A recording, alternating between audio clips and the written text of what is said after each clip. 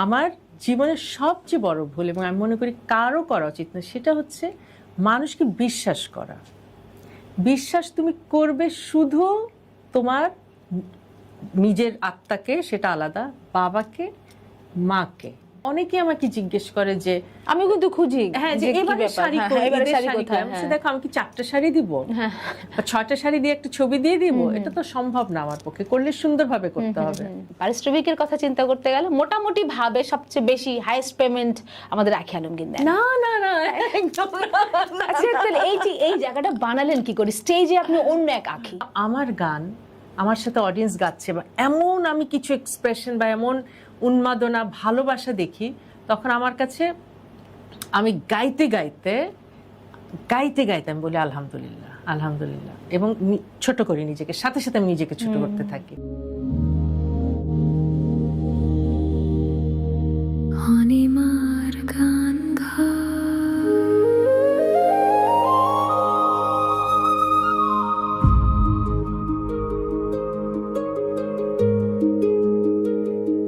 মন খারাপ হয় মানে কি ঘটনা? মানুষ ঘটায় নাকি পরিস্থিতি? মানে না, মানুষ মন খারাপ করাতে পারে না, কারণ ওই পর্যায়ে পার হয়ে গিয়েছে।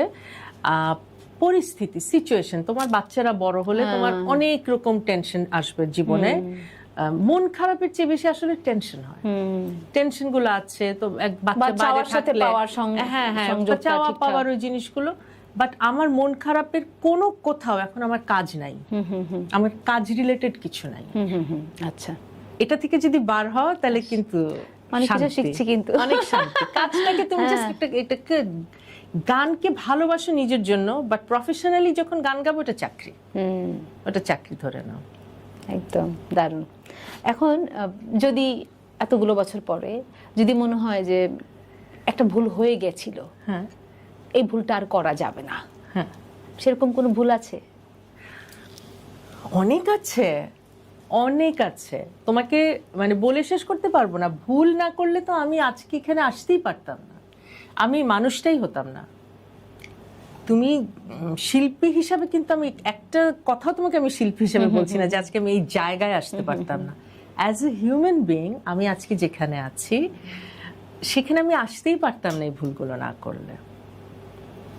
আমার জীবনের সবচেয়ে বড় ভুল, এবং আমি মনে করি কারো করা উচিত না, সেটা হচ্ছে মানুষকে বিশ্বাস করা। বিশ্বাস তুমি করবে শুধু তোমার নিজের আত্মাকে, সেটা আলাদা, বাবাকে, মাকে, ভাই বোনকে। এর বাইরে খুব একটা অত বিশ্বাস করার কিছু নাই। আর সন্তানকে, সন্তান আলাদা, সেটা তো তোমার একটা অংশ। কিন্তু এরপরেও ব্লাইন্ড ফেথ রাখবা না, বিশ্বাস করবা। যে কোনো সময় বদলাতে পারে পরিস্থিতি। তুমি ব্লাইন্ড হবে কেন? অন্ধ কেন হবে? তোমার তো চোখ আছে, তুমি কেন অন্ধ হবে? কাউকে অন্ধভাবে বিশ্বাস করা যাবে না। এটা আমি শিখেছি। আরো অনেক কিছু শিখেছি। আমি শিখেছি যে তোমার যদি তোমার 100 টাকা আর্নিং থাকে, তোমাকে 50 ভুলে যেতে হবে, ওটা ব্যাংকে রাখতে হবে, বাকি 50 নিয়ে তোমাকে প্ল্যান করতে হবে। এটা আমি এই যে মানে যেটা বলেন অ্যাকাউন্টিং, এটা আমি শিখেছি অনেক পরে। ততদিনে আমার আর শাড়ি রাখার জায়গা নেই, ততদিনে বুঝেছি। এই প্রসঙ্গক্রমে আপনার মকমল বিষয়ে একটু কথা শুনি। মকমলের এত প্রসার প্রচার, এত সব শিল্পীরা মকমল মঞ্চে দেখলে, আমি শাড়ির প্যাটার্ন দেখলে বুঝি এটা মকমল, আখি আলমগীরের। একটু গল্প শুনি। মকমল কিন্তু শুরু করেছিলাম 20-এ, কোভিডের সময়। তখন হচ্ছে আমি খুব প্রথম 1 মাস খুব মানে একটা স্পিরিট ছিল ভিতরে, আমরা সবাই এক্সারসাইজ করব, আমরা ভালো খাবো, হাঁটবো, এই করবো, ওই জিনিসটা যে কখনো তো আমরা ছুটি পাই না, বাচ্চাদের স্কুল হয় না, এখন 3 জন আমরা বাসায় আমাদের মতো করে। 1-1.5 মাস পরে দেখলাম আমার স্পিরিট মানে শেষ হয়ে যাচ্ছে। আমি হঠাৎ করে, কারণ সারা জীবন আমি কাজ করেছি, ঘরে বসে থাকতে থাকতে আমি কত রানবো, কত খাবো, কি করব, হ্যাঁ, মানে আর ভালো লাগছে না। 1-1.5 মাস হলো আম্মুর সাথে দেখা হয় নাই, আব্বুর সাথে, মানে আমরা ভাই বোনরা আব্বু আম্মুর থেকে ইচ্ছা করে দূরে, মানে যাদের বয়স বেশি আমরা তাদের কাছে যাব না। দেখলাম না, ওই সময়টা জীবনে প্রথম আমার ডিপ্রেশন হয়েছিল। আমি বুঝতে পারছিলাম যে আমি ডাউন অনেক হয়ে শিল্পীরা যাচ্ছি, আসলে depression আমি ছিল। ডাউন হয়ে যাচ্ছি এবং আমার আমি সুস্থ মানুষ অসুস্থ বোধ করছি শারীরিকভাবেও, সেটা মনের কারণে অসুস্থ বোধ করছি এবং আমার মনে হচ্ছে আমি অসুস্থ। আমার একটা হাঁচি দিলে মনে হচ্ছে শেষ, খোদা হাফেজ, টাটা, সবার বাই বাই, ভেতরে হ্যাঁ, তো খোদা হয় হাফেজ, তখন, শেষ, হ্যাঁ। লাইফ ওভার, আমার বাচ্চাদের কি হবে এই তো সব ইয়ে করে। তখন আমার মেয়ে আমাকে, বড় মেয়ে স্পেশালি আমাকে বললো, আম্মু তুমি কিছু একটা করো ফর টাইম পাস। কি করবো, এই সময় কেউ কিছু করে? বলে তুমি এক কাজ করো, সামনে তো ঈদ টিদ হবে, তুমি নিজে ডিজাইন করা শাড়ি টাড়ি অনলাইনে সেল করো। আমি বলছি কোত্থেকে এখন মেটেরিয়াল কিনবো, কোথায় আমি কারিগর পাবো, কোথায় কোন টেলার বানাবে? বলছে বাসায় বললে সবাই আসবে, সবাই ঘরে বসা, যাকে বলবা তারও একটা কর্মসংস্থান হবে। কাপড় তো তুমি পাবাই, অনলাইনেও কিনতে পারবা বা কেউ গিয়ে নিয়ে আসতে পারবে। ওর ইয়েতে কিন্তু আমি বলছি তোমার কিন্তু আমাকে হেল্প করতে হবে। বলছে আমি তো আছি, আমি তো ফ্রি, আমি হেল্প করব।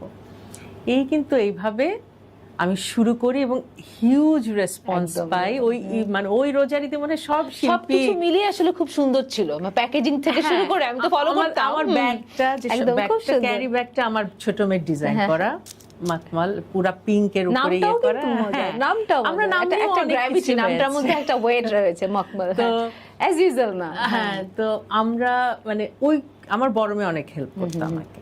এই করতে করতে তারপর বললাম যে আচ্ছা শাড়ি তো রেডি, চল একটা ফটোশুট করি। এই শিথিলকে ডাকলাম, দুই মা মেয়ে মিলে, ও প্রথম শাড়ি টাড়ি পরে, ছোট মেয়ে আমাদের সাজা, আমার ছোট মেয়ে তো মেকআপ ভীষণ ভালো করে, তো ও আমাদের সাজিয়ে দিল, চুল টুল, মানে আমরা কোথাও তো করতে পারছি না, কিছু সব উনি নিজে সব নিজে। করে দিচ্ছে। এত সুন্দর একটা শুট হলো, এত সুন্দর ভিডিও হলো, শাড়িগুলো চোখের নিমিষে চলে গেল। একদম। তো এখন তো আমার মেয়ে বাইরে থাকে, আমি আবার ব্যস্ত। আমিও ব্যস্ত হয়ে গেছি। এই কারণে মানে হাফ করলে হাফ হার্টেডলি করতে হবে, আমি পুরোপুরি কনসেন্ট্রেট করতে পারবো না। কিন্তু আমার পেজটা এখনো আছে এবং অনেকেই আমাকে জিজ্ঞেস করে যে আমি কিন্তু খুঁজি, হ্যাঁ যে কি এবারে ব্যাপার? শাড়ি হ্যাঁ, কই, এবারে ঈদের শাড়ি শাড়ি কোথায়? কই? আমি বলছি, দেখো আমি কি 4টা শাড়ি দিব বা 6টা শাড়ি দিয়ে একটা ছবি দিয়ে দিব? এটা তো সম্ভব না আমার পক্ষে, করলে সুন্দরভাবে করতে হবে। যখন আবার করব সুন্দরভাবে শুরু করব এবং ইচ্ছা আছে যে এবার, তখন ছিল কি শুধু আমার ওটা কি লাভজনক ছিল যতটুকু করেছেন আপনি, যে কাজটুকু করেছেন, নাকি শখের বসে বা না ওরকম লাভজনক না, কারণ আমি রিজনেবল প্রাইসে আমার কাছে মজা লাগতেছিল যে না, কারণ আমি দেখেছি, আমি জেনেছিও কিন্তু শাড়িগুলোর দামগুলো, যদিও আমি অনেক চকচকা বা অনেক মঞ্চে যে আমাদের ট্যাপলে তো আপনি জানেন আমার পড়া হয় না বলে হয়তো বা আমার যোগাযোগটা করা হয়নি, কিন্তু আমি দাম যেটা শুনেছি তাতে করে কিন্তু আমার অনেক কম মনে হয়েছে। না আমি রিজনেবল, আমার মনে হচ্ছে যে সবাই কিনো, হ্যাঁ সবাই কারণ পরো। ওই বাজার দর চিন্তা করতে গেলে আমি যদি না, ব্র্যান্ডের না, সাথে না, যোগাযোগ করি বা কম্পেয়ার করি তাহলে অনেক কম ছিল আর এবং এমন- কিন্তু কোয়ালিটি তো অনেক ভালো। এমন একটা সময় আমি করেছি, তখন তো আমি যদি বিজনেস করে লাভেরটা চিন্তা করি তাহলে তো হলো না। তো আমি ভেবেছি যে আচ্ছা নামটা প্রচার হোক, মানুষ নাম জানুক আমি এটা করছি, তারপরে আমার টাইম পাস হচ্ছে, আমার একটা এক্সাইটমেন্ট, সব ওই মেসেঞ্জারে শুধু চেক করা, কোথায় যাবে অ্যাড্রেস লিখে কুরিয়ারে পাঠানো, ওই সময়টা আমার একটা খুব সুন্দর টাইম পাস হয়েছে। আমার জন্য এটা খুব দরকার ছিল তখন। এদিক থেকে আরেকটা কথা অন্য দিকে যাই একটু। আমরা জানি যে স্টেজে মানে পারিশ্রমিকের কথা চিন্তা করতে গেলে মোটামুটি ভাবে সবচেয়ে বেশি হাইয়েস্ট পেমেন্ট আমাদের আঁখি আলমগীর দেন। না না না একদম না।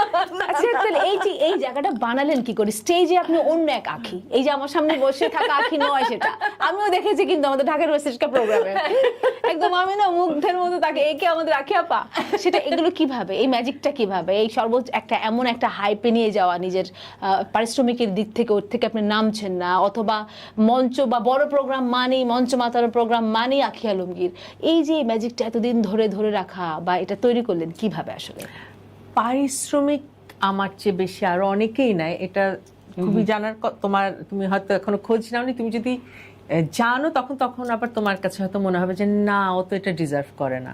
আপনি এগুলো আমি জানি, ওগুলো অল্প সময়ের জন্য, বললাম যে অ্যাওয়ার্ড, একটা গান হিট হয়ে যাওয়া, এরপরের 1 মাস 2 মাস চলছে, এরপরে কিন্তু আবার পারিশ্রমিক কমিয়ে দিতে হয়। যে আপা ওইটা নিচ্ছে, আপনার এটা নেওয়া উচিত তাহলে। বাট ওইটা আমি কি করি, আমি আমার জায়গাটা চেঞ্জ করি। হ্যাঁ হ্যাঁ, আমার এমন যেটা আমি মনে করি, প্লাস আমাদের একটা ব্যাপার কি, আমরা কিন্তু সবসময় চেষ্টা করি মিউজিশিয়ানদেরকে একটা ভালো সম্মানজনক পেমেন্ট করা, বা যে তোমার ব্যাগটা ধরছে, যে সাউন্ডের কাজটা করছে, পুরো টিমটা, পুরোটা টিমই চলে, তো তুমি তো তাদেরকে ঠকাতে পারো না। তাই না? তো আবার ওখানে যদি টিম মেম্বারদের যদি ঠকানো হয়, এটা চেঞ্জ হয়ে যায়, তাতে করে কিন্তু আপনার পারফরমেন্সে একটা মানে স্বাভাবিকভাবেই একটা প্রভাব পড়ে, একদম চরম এটা প্রভাব। তোমার হ্যাঁ। সবার এফোর্টের পর না একদম। একটা ফাইনাল রেজাল্ট। আমাকে দর্শক দেখছে, বাট আমার পিছে কি হচ্ছে, আর আপনাকে এটা তো- আপনার টিমে প্রত্যেকে মানে জানের মতো ভালোবাসে, আমি তো জানি প্রত্যেকের সত্যি বাপ্পিদা কথা। থেকে শুরু করে সবাই বাপ্পিদা মানে জানো একদম আমার- আপনাকে সম্রাজ্ঞী আমার- করে রাখে। বাপ্পিদা আমার সাথে কিন্তু আসলে বাজাচ্ছে 30 বছর ধরে। 30 বছর। সেই দিনও মানে আমি বললাম, বাপ্পিদা দেখেন চুল থেকে টাক হয়ে গেলেন, আমি ইয়াং থেকে বুড়ো হয়ে যাচ্ছে। মাথা ভরা চুল ছিল আপনার। এখন চুল কত কমে গেছে। হ্যাঁ, তাও উনি আছড়ায় ওটা। হ্যাঁ, যে কোনো ছবি তোলার সময় ওয়েট দাঁড়াও আখি, আগে আছড়াবো। বাপ্পি তো অনেক মজার, আমার সাথে একটা নেপালের সাথে আমরা গিয়েছিলাম, অনেক এখনো পর্যন্ত Most caring. অনেক কেয়ারিং, আমার ছেলের যে যত্ন উনি নিয়েছিলেন আমি এখনো বলবো না। কেয়ারিং হ্যাঁ। পারসন। তো ওই টিম বলো, যারাই আমার সাথে যখন বাজায় বা বাজাচ্ছে, চেঞ্জও তো হয় সময়ের সাথে সাথে, সেটার একটা তাদের একটা সম্মানজনক ইয়েতে দেওয়া, প্লাস আমাদের আমিও তো ডিজার্ভ করি সেটা। এই আর বাকি জানো, বাকি মঞ্চে উঠে যেটা দেখো যে অন্য কেউ হয়ে যায়, ওইটা কিন্তু অনিচ্ছাকৃত, মানে ওটাতে আমার কোনো কন্ট্রোল নাই। ওইটা আমারও মনে হয় যে আমি না, আমার মেয়েরাও বলেছে এটা আমি না। মঞ্চে আসলে থাকা যায় নাকি, সাধারণ আমি তো হওয়ার কথা না, তখন আমি একেবারে গানের মানুষ, অন্য একটা ভাইব আর কি থাকে না একেবারে। আমি মাঝে মাঝে জানো একটা ভাইব্রেশন টের পাই, আমি একটা ঝিম, একটা মনে হয় যে আমার পুরো রক্তনালীতে একমাত্র সুরের মানুষরাই কিন্তু এটা উপলব্ধি করতে পারে। ইলেকট্রিসিটি বইতে থাকে যখন আমি গাচ্ছি, কিন্তু আমার গান আমার সাথে অডিয়েন্স গাচ্ছে, বা এমন আমি কিছু এক্সপ্রেশন বা এমন উন্মাদনা ভালোবাসা দেখি, তখন আমার কাছে আমি গাইতে গাইতে আমি বলি আলহামদুলিল্লাহ আলহামদুলিল্লাহ, এবং ছোট করি নিজেকে, সাথে সাথে আমি নিজেকে ছোট করতে থাকি। ইটস নাথিং, এটা আমার ক্রেডিট না, আমি গানের মধ্যে আমি এগুলো ভাবতে থাকি, এটা উপর থেকে কেউ, এটা তুমি ব্লেসড, তোমাকে কেউ দিচ্ছে, এটা গিফট, তোমার কোনো ক্রেডিট নেই। এগুলা নিজেকে আমি, কারণ অনেক সময় এমন হয় না যে মায়ের নজর, বাচ্চার উপরে মায়ের নজরও লেগে যায়, আহা আমার বাচ্চাটা কত সুন্দর, একদম ওরকম থাকে না। তো আমার মনে হয় যে আমার যেন নিজেকে নিয়ে নিজের গর্ব অহংকার না আসে, বা নিজের কোনো কিছুতে এত মুগ্ধতা না আসে যে ও বাবা আমার গানে কেউ এভাবে গাচ্ছে বা কিছু, ওটা যেন আমাকে কোনোভাবে টাচ মানে ক্যাচ না করে, আমি ওখান থেকে পালিয়ে আবার ইমোশনটা থেকে বার হয়ে যায়, সাথে সাথে ইমোশন, যে ঝিমঝিমটা থেকে আমি বের হয়ে যাই তখন।